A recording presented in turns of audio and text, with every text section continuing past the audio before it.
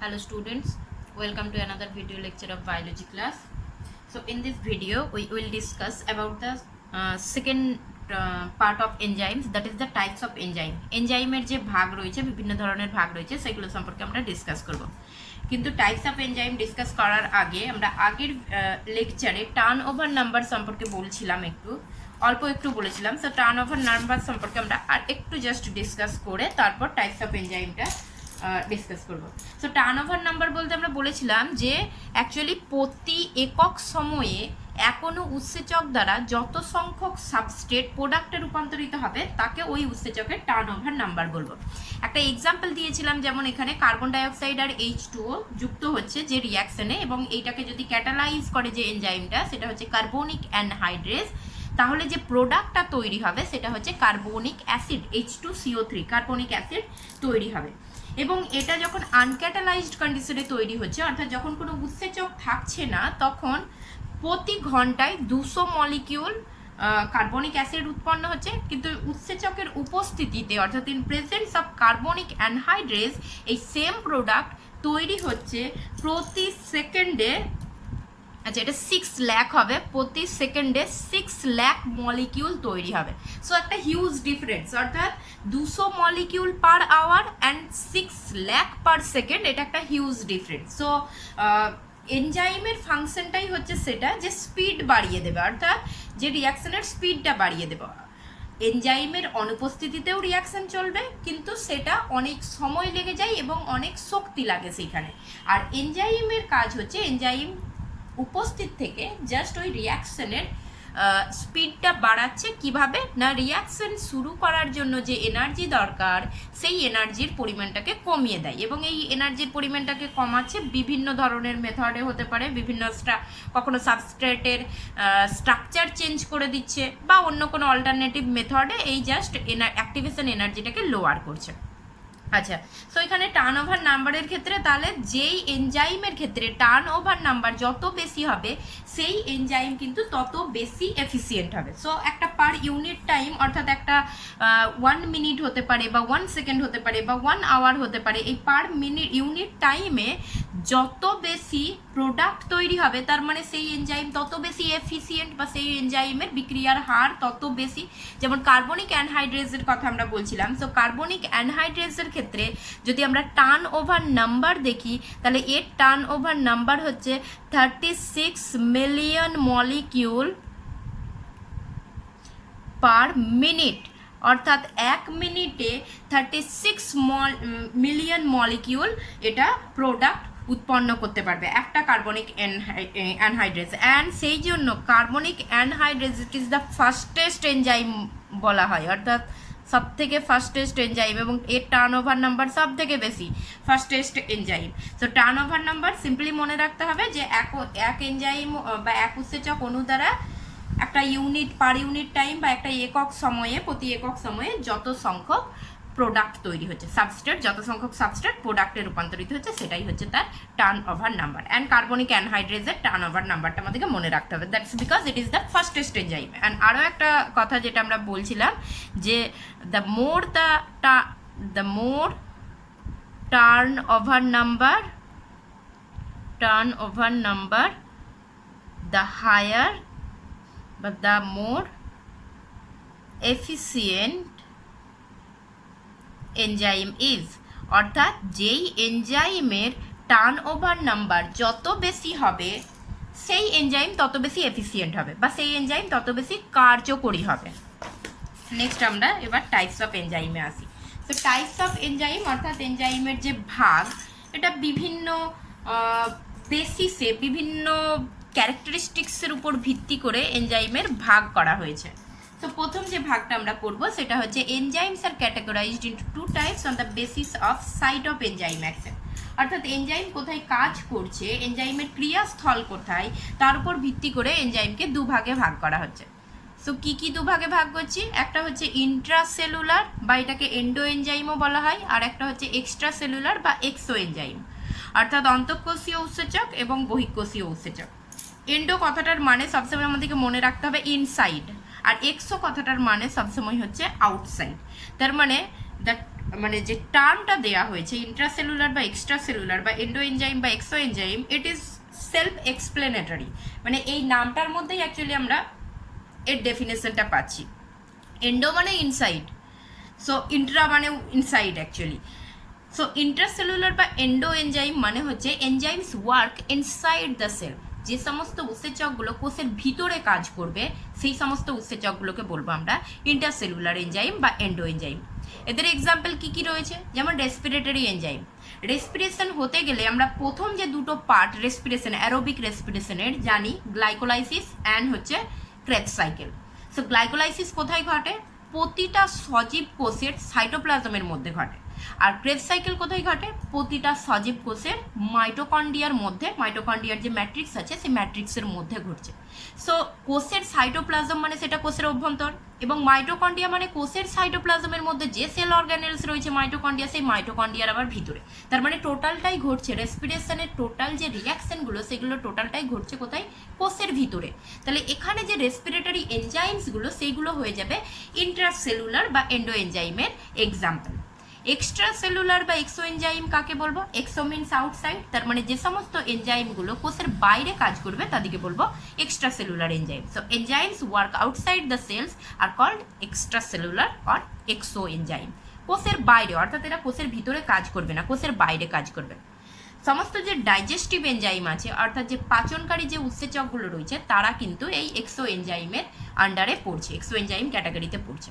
So digestion আমাদের ক্ষেত্রেই যদি আমি ধরি, ডাইজেশন কি? ডাইজেশন আমাদের এলিমেন্টারি ক্যানেলে ঘটে, অর্থাৎ যে পরিপাক নালী সেখানে ঘটে, অর্থাৎ কোনো কোষের ভিতরে কিন্তু ঘটে না।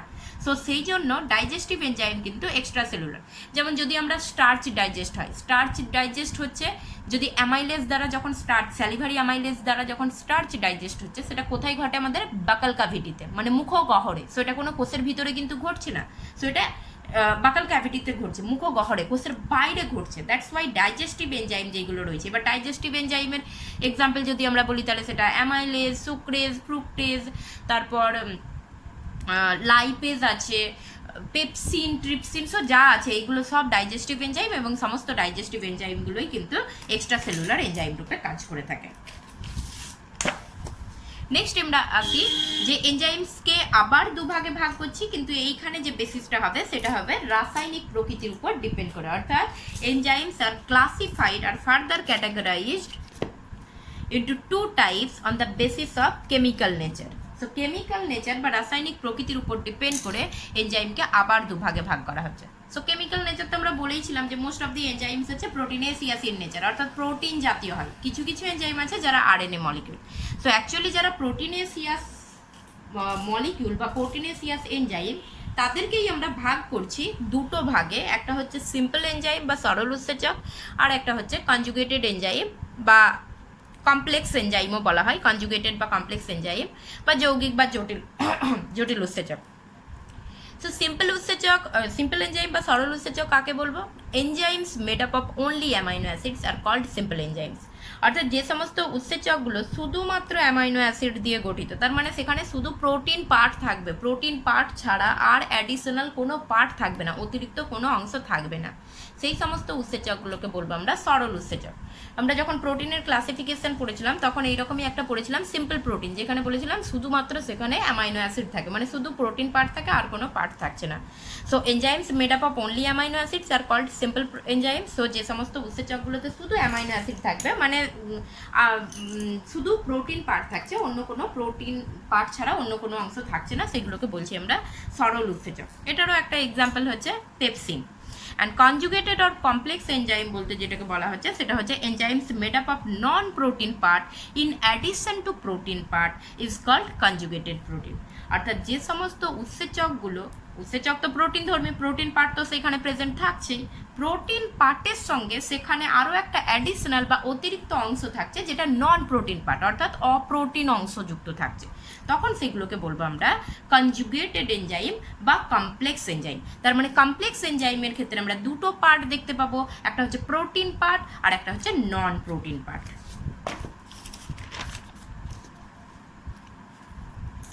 সো এই যে কনজুগেটেড প্রোটিন যেটা রয়েছে, এই এখানে ভুল একটু লেখা হয়ে গেছে, কনজুগেটেড প্রোটিন না, এটা কনজুগেটেড এনজাইম হবে।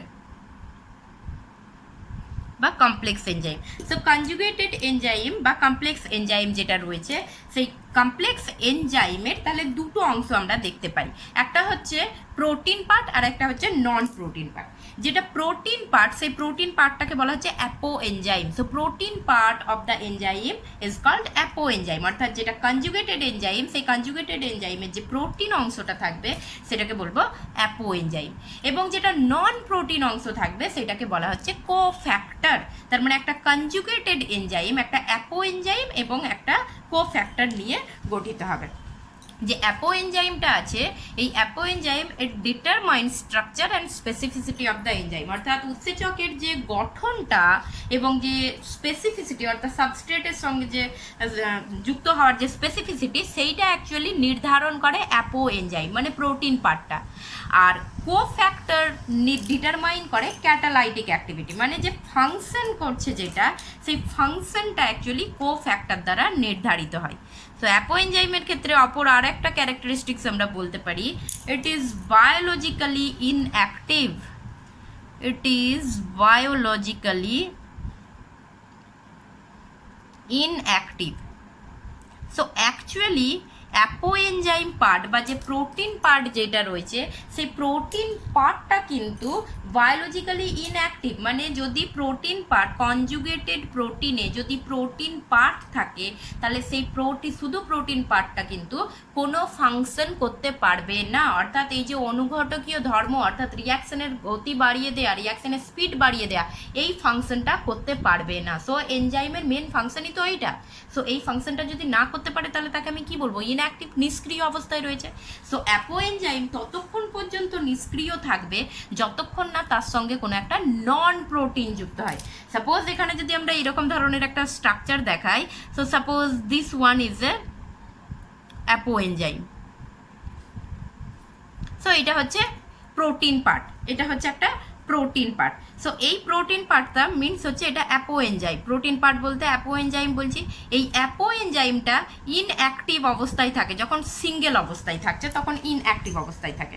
এই অ্যাপো এনজাইমের সঙ্গে যখন কোনো একটা নন প্রোটিন পার্ট যুক্ত হচ্ছে, সো সাপোজ এই অংশটা দেখাচ্ছি আমরা। সো এই যে নন প্রোটিন পার্টটা, এই নন প্রোটিন পার্টটাকে বলা হচ্ছে কোফ্যাক্টর।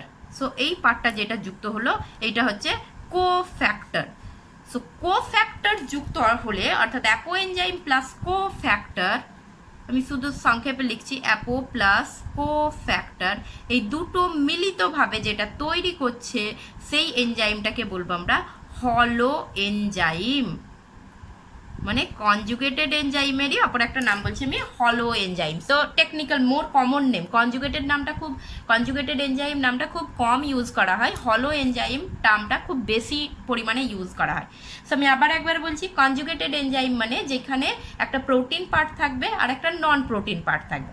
কনজুগেটেড এনজাইমের শুধুমাত্র প্রোটিন পার্টটাকে আমরা বলবো অ্যাপো এনজাইম, অ্যান্ড কনজুগেটেড এনজাইমের শুধুমাত্র নন প্রোটিন পার্টটাকে বলবো আমরা কোফ্যাক্টর।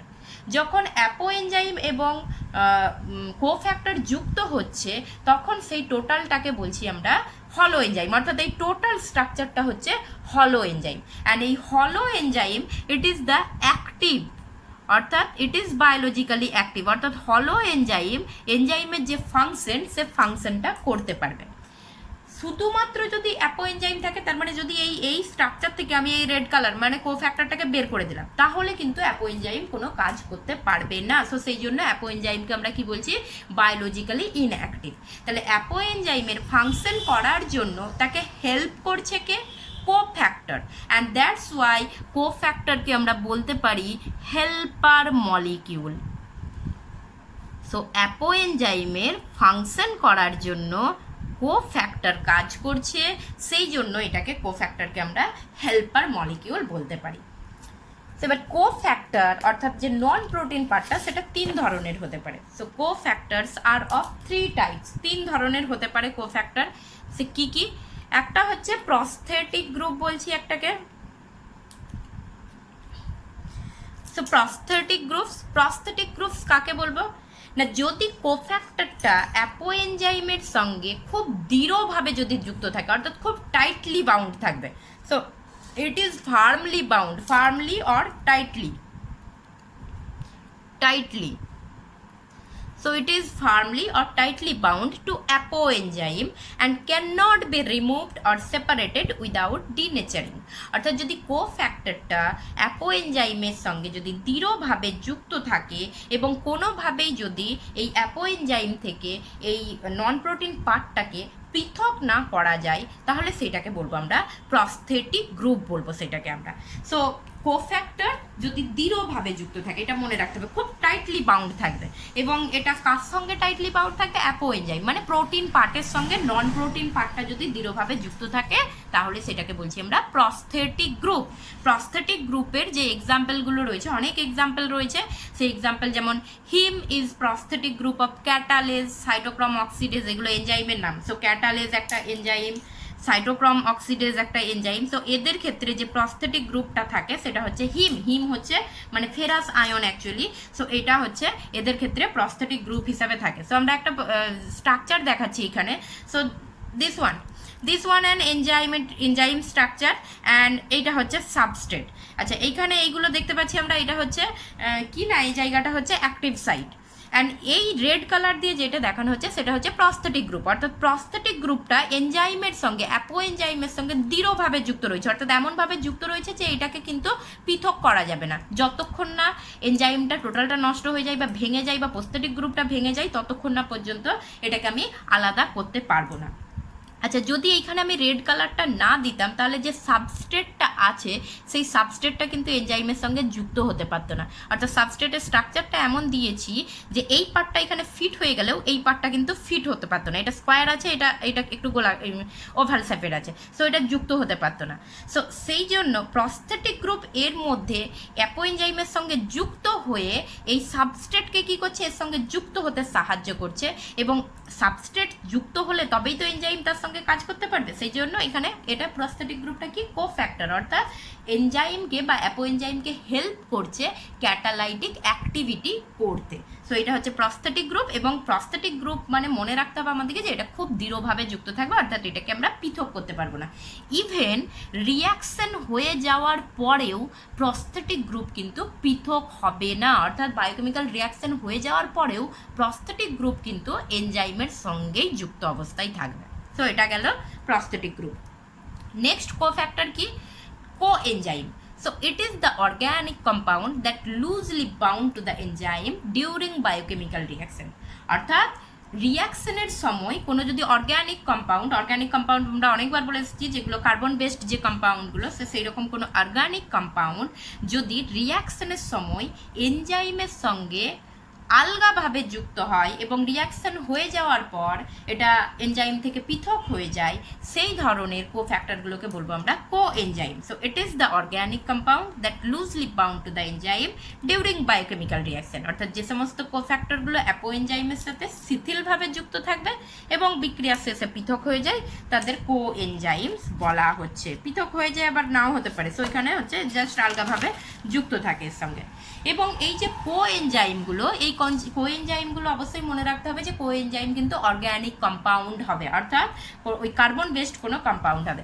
এবং কোএনজাইমগুলো মেনলি ভিটামিন ডেরিভেটিভস হয়, অর্থাৎ দে আর মেনলি ভিটামিন ডেরিভেটিভস, তার মানে তারা মেনলি ভিটামিন থেকে উৎপন্ন হয় এবং অ্যাক্ট অ্যাজ ক্যারিয়ার মলিকিউল হিসাবে কাজ করে থাকে। ক্যারিয়ার মলিকিউল কি না, কোনো একটা এনজাইম হয়তো এমন কিছু রিয়াকশন ক্যাটালাইজ করছে যেখানে কোনো সাবস্ট্রেট থেকে এনজাইম হয়তো হাইড্রোজেন মলিকিউল বের করে দিল বা কোনো ইলেকট্রন বের করে দিল, তাহলে সেই ইলেকট্রনটাকে এই কোএনজাইমটা ক্যারি করবে বা একইভাবে অন্য কোনো সাবস্ট্রেট থেকে ইলেকট্রনটা নিয়ে গিয়ে অন্য কোনো সাবস্ট্রেটে স্থানান্তরিত করবে। সো সেইগুলোকে বলবো ক্যারিয়ার মলিকিউল বা বাহক অনুরূপে কাজ করছে। এখানেও আমরা একটা স্ট্রাকচার দেখিয়েছি। সো এটা হচ্ছে এনজাইম, এটা হচ্ছে সাবস্ট্রেট। সো সাবস্ট্রেট এনজাইম কিন্তু অটোমেটিক্যালি ফিট হয়ে যাবে, বাট যখন রিয়াকশন হচ্ছে তখন এনজাইমের সঙ্গে একটা কোএনজাইম যুক্ত হচ্ছে, একটা নন প্রোটিন পার্ট যুক্ত হচ্ছে এবং যুক্ত হয়ে রিয়াকশনে সাহায্য করবে কোনো ক্যারিয়ার মলিকিউল রূপে। এখানে এক্সাম্পল দেওয়া হয়েছে কোএনজাইমের এক্সাম্পল, যেমন এফএডি, ফ্ল্যাভিন অ্যাডেনিন ডাইনিউক্লিওটাইড যেটাকে বলা হচ্ছে। সো ফ্ল্যাভিন অ্যাডেনিন ডাইনিউক্লিওটাইড, এটা হচ্ছে ফ্ল্যাভিন, রাইবোফ্ল্যাভিন যে ভিটামিন, সেই রাইবোফ্ল্যাভিন থেকে উৎপন্ন হয়। সো এটা মনে রাখবেন, রাইবোফ্ল্যাভিন থেকে উৎপন্ন হচ্ছে রাইবোফ্ল্যাভিন। সো ভিটামিন থেকে উৎপন্ন হচ্ছে। এনএডি নিকোটিনামাইড অ্যাডেনাইন ডাইনিউক্লিওটাইড, এটা হচ্ছে নিয়াসিন যে ভিটামিন, সেই নিয়াসিন ভিটামিন থেকে অর্থাৎ B3 যেই ভিটামিনটাকে বলা হচ্ছে, B3 ভিটামিনের ডেরিভেটিভ বলতে পারি, B3 ভিটামিন থেকে উৎপন্ন হয়েছে। টিপিপি থিয়ামিন পাইরোফসফেট, থিয়ামিন যেটা, সেই থিয়ামিন অ্যাকচুয়ালি হচ্ছে যে ভিটামিন, থিয়ামিন থেকে থিয়ামিন পাইরোফসফেট উৎপন্ন হচ্ছে। খুব কমন একটা যে কোএনজাইম যেটা হচ্ছে এনএডি, এই এনএডি এটা হচ্ছে হাইড্রোজেন ক্যারিয়ার হিসাবে কাজ করে থাকে। সো হাইড্রোজেন হাইড্রাইড যে আয়ন সেটার ক্যারিয়ার হিসাবে কাজ করে থাকে। সো যখন আমরা ক্রেব সাইকেল পড়বো তখন কিন্তু এনএডির অনেক ব্যবহার দেখবো। সো এটা কোনো একটা রিয়াকশনে সাবস্ট্রেট থেকে এনজাইম হাইড্রোজেন বের করে দিল, হাইড্রোজেনটাকে কি করবে, গ্রহণ করবে, এনএডি গ্রহণ করবে। অ্যান্ড এনএডি এই হাইড্রোজেন গ্রহণ করে কি হয়ে যাবে, হাইড্রোজেন যদি গ্রহণ করে কি হয়ে যাচ্ছে, এটা NaDH এইটাই পরিণত হচ্ছে। আবার NaDH যদি এটা হচ্ছে অ্যাকচুয়ালি হাইড্রোজেন গ্রহণ করলো, আর এটা হচ্ছে প্লাস, আর এইদিকে যদি হচ্ছে আমি মাইনাস দিই, হাইড্রোজেন যদি ত্যাগ করে দেয় NaDH, তাহলে আবার কিসে পরিণত হয়ে যাবে, NaD-তে পরিণত হয়ে যাবে। সো এরা অ্যাকচুয়ালি ক্যারিয়ার হিসাবে কাজ করে থাকে, ক্যারিয়ার মলিকিউল হিসাবে কাজ করে থাকে। সো কোএনজাইমের ক্ষেত্রে যেটা আমাদেরকে মনে রাখতে হবে, এটা অর্গ্যানিক কম্পাউন্ড হবে এবং এটা লুজলি বাউন্ড থাকবে, আলগাভাবে যুক্ত থাকবে। একই সঙ্গে এটা মেনলি ভিটামিন ডেরিভেটিভ হবে, অর্থাৎ ভিটামিন থেকে এগুলো মেনলি তৈরি হচ্ছে। নেক্সট কোফ্যাক্টরস হচ্ছে metal ions or metal activators বলছি আমরা।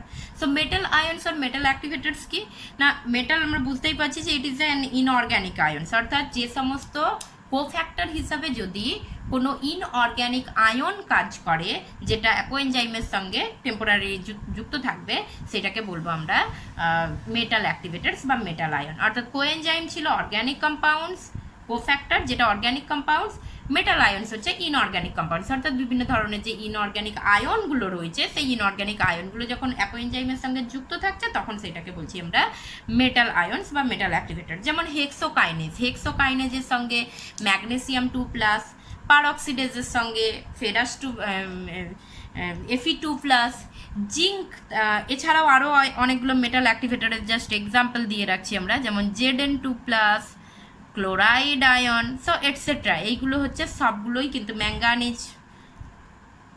ম্যাঙ্গানিজ, সো এইগুলো সবগুলোই কিন্তু মেটাল আয়ন হিসাবে কাজ করে থাকে এবং এরাও কিন্তু কোএনজাইমের মতো ক্যারিয়ার মলিকিউল হিসাবে কাজ করে থাকে, অর্থাৎ ইলেকট্রনস রিমুভ করতে বা ইলেকট্রন অ্যাড করতে সাহায্য করে। এই সমস্ত ফাংশনগুলো যখন আমরা এনজাইমেটিক যে রিয়াকশনগুলো যখন পড়বো, যখন মেটাবলিজম পড়ানো হবে, এনজাইমেটিক রিয়াকশনে আরও ভালোভাবে এই জিনিসগুলো ক্লিয়ার হয়ে যাবে। আপাতত শুধু আমরা ডেফিনেশন এবং এক্সাম্পলটা এখানে মনে রাখবো। এবার কিভাবে ফাংশন করছে মেটাল অ্যাক্টিভেটর, কিভাবে ফাংশন করছে বা কোএনজাইম কিভাবে ফাংশন করছে, যখন আমরা মেটাবলিজম চ্যাপ্টারগুলো পড়বো, রেসপিরেশন, ফটোসিনথেসিস, এই সমস্ত চ্যাপ্টারগুলো যখন পড়বো, তখন এই জিনিসগুলো আরও ডিটেলসে ক্লিয়ার হয়ে যাবে। সো এটা টাইপস অফ এনজাইম গেল। এছাড়া এনজাইমের মধ্যে কিছু ইম্পর্টেন্ট কিছু টপিক আরও আছে, যেমন প্রো এনজাইম কি, প্রো কথাটার মানে হচ্ছে প্রি স্টেজ, অর্থাৎ কোনো একটা জিনিসের যেটা প্রি স্টেজ, আগের যে অবস্থা, পূর্বাবস্থা, সেইটাকে প্রো দ্বারা ডিনোট করা হয়। তাহলে প্রো এনজাইম মানে এনজাইমের যেটা প্রি স্টেজ বা এনজাইমের যেটা আগের অবস্থা, সেটাকে বলছি pro enzyme. So it is inactive forms of enzymes which are activated in presence of activators. অর্থাৎ প্রো এনজাইম হচ্ছে এনজাইম বা উৎসেচকের নিষ্ক্রিয় অবস্থা, যেটা কোনো একটা সক্রিয়কের উপস্থিতিতে সক্রিয় বা অ্যাক্টিভ এনজাইমে পরিণত হচ্ছে, সেইটাকে বলবো আমরা প্রো এনজাইম। একটা এক্সাম্পল দিলে যেটা আছে সেটা হচ্ছে পেপসিনোজেন, অর্থাৎ স্টোমাকের মধ্যে যে পেপসিন যে এনজাইমটা, এই পেপসিন এনজাইমটা আমরা জানি এটা একটা প্রোটিওলাইটিক এনজাইম, প্রোটিন ডাইজেশনে সাহায্য করে পেপসিন। এবার এই পেপসিন এনজাইমটা স্টোমাকের মধ্যে বা পাকস্থলীর মধ্যে পেপসিনোজেন রূপে নিঃসৃত হয়। অ্যান্ড এই পেপসিনোজেন এরপর HCl বা হাইড্রোক্লোরিক অ্যাসিডের উপস্থিতিতে অ্যাক্টিভ ফর্মে পরিণত হয়, যেটা হচ্ছে পেপসিন। তার মানে পেপসিনোজেন যেটা, এই পেপসিনোজেন এটা হচ্ছে inactive, this is inactive form and this is active form. তাহলে ইনঅ্যাক্টিভ ফর্ম হলে, এটা যদি ইনঅ্যাক্টিভ ফর্ম হয় এবং পেপসিন যদি অ্যাক্টিভ ফর্ম হয়, তার মানে pepsinogen is the pro enzyme of pepsin. পেপসিনের প্রো এনজাইমটা হচ্ছে পেপসিনোজেন।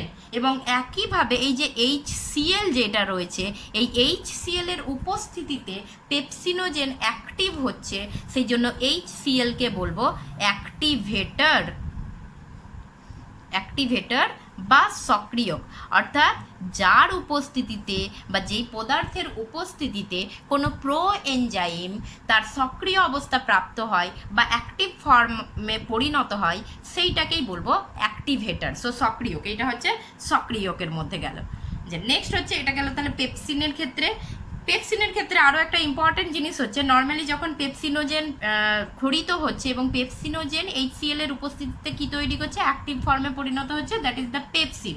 এরপর কিছু পরিমাণ পেপসিন উৎপন্ন হয়ে গেলে পেপসিন নিজেই কিন্তু নিজের অ্যাক্টিভেটর রূপে কাজ করে। তার মানে পেপসিনোজেন থেকে এই পেপসিন তৈরি হবে আগেন পেপসিনের উপস্থিতিতেই। সো পেপসিন নিজেও কিন্তু পেপসিনের অ্যাক্টিভেটর রূপে কাজ করে থাকে। তো প্রথমে আমি কি বললাম, প্রথমে যখন পেপসিনোজেন তৈরি হচ্ছে, স্টোমাকে যখন কোনো পেপসিন নেই, তখন এই পেপসিনোজেনটা HCl এর উপস্থিতিতে সক্রিয় হবে এবং তৈরি করবে কি, পেপসিন। এবার যখন কিছুটা পরিমাণ পেপসিন তৈরি হয়ে গেল, তখন এই পেপসিনটাই পেপসিনোজেনকে সক্রিয় ফর্ম বা পেপসিনে পরিণত করবে। তার মানে পেপসিনের অ্যাক্টিভেটর HCl এবং পেপসিন কিন্তু নিজেও অ্যাক্টিভেটর রূপে কাজ করে। এরপরে হচ্ছে ট্রিপসিনোজেন। সো ট্রিপসিনোজেন থেকে হচ্ছে ট্রিপসিন। সো আগেন ট্রিপসিন, এটা হচ্ছে অ্যাক্টিভ ফর্ম, এটা অ্যাক্টিভ, অ্যান্ড এটা হচ্ছে ইনঅ্যাক্টিভ। সো এইটা তার মানে ট্রিপসিনের প্রো এনজাইম হলো ট্রিপসিনোজেন, অ্যান্ড ট্রিপসিনের অ্যাক্টিভেটর হলো এন্টারোকাইনেজ। এন্টারোকাইনেজের উপস্থিতিতে ট্রিপসিন ট্রিপসিনোজেনে পরিণত হচ্ছে। নেক্সট আর একটা টপিক আছে, যেটা হচ্ছে আইসো এনজাইম। সো আইসো এনজাইম কাকে বলবো না, আইসো এনজাইম হচ্ছে, আগে আইসো এনজাইমের ক্ষেত্রে this are multiple forms of enzymes occurring in the same organism and catalysing same biochemical reaction. অর্থাৎ আইসো এনজাইম হলো এমন একই ধরনের কিছু এনজাইম বা উৎসেচক যারা গঠনগতভাবে বা অন্য কোনো ধর্মের দিক থেকে পৃথক হলেও তারা একই ধরনের রিয়াকশনকে ক্যাটালাইজ করবে, সেই সমস্ত এনজাইমকে আমরা আইসো এনজাইম বলবো। সাপোজ এখানে আমি একটা দেখাচ্ছি যে এখানে হচ্ছে এ একটা সাবস্ট্রেট, এই এ সাবস্ট্রেট থেকে কি তৈরি হচ্ছে, বি তৈরি হবে, বি প্রোডাক্ট তৈরি হবে। অ্যান্ড এখানে এনজাইম কে কাজ করছে, E1 কাজ করছে। অর্থাৎ E1 হচ্ছে একটা এনজাইম যে এ সাবস্ট্রেটকে বি প্রোডাক্টে, অর্থাৎ এটা হচ্ছে সাবস্ট্রেট অ্যান্ড এটা হচ্ছে প্রোডাক্ট। সাপোজ ধরুন যে কোনো হতে পারে, যে কোনো জাস্ট এক্সাম্পল, এটা হাইপোথেটিক্যালি একটা এক্সাম্পল দেওয়া হচ্ছে। সো এ সাবস্ট্রেট E1 এনজাইমের উপস্থিতিতে বি প্রোডাক্টে পরিণত হচ্ছে।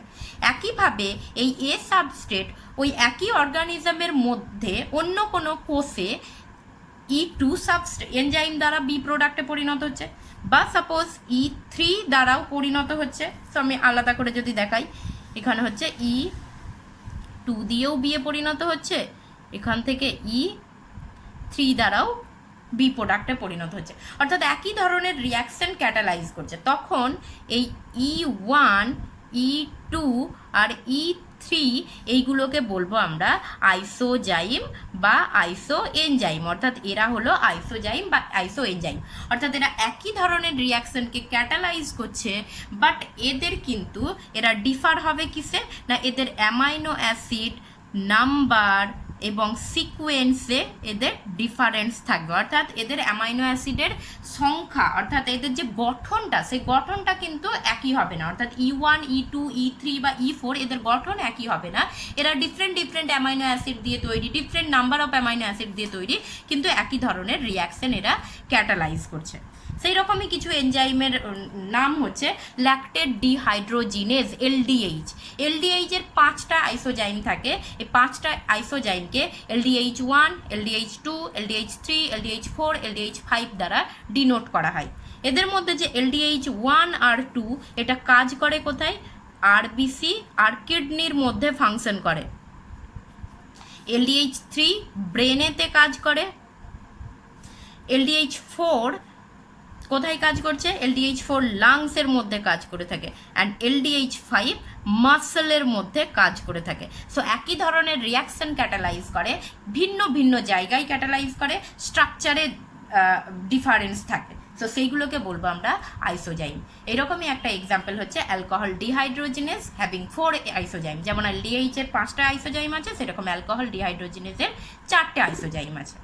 সো নেক্সট লেকচারে আমরা mechanism of action of enzyme পড়বো, অর্থাৎ এনজাইম কীভাবে ফাংশন করে সেটা আমরা নেক্সট লেকচারে কভার করবো।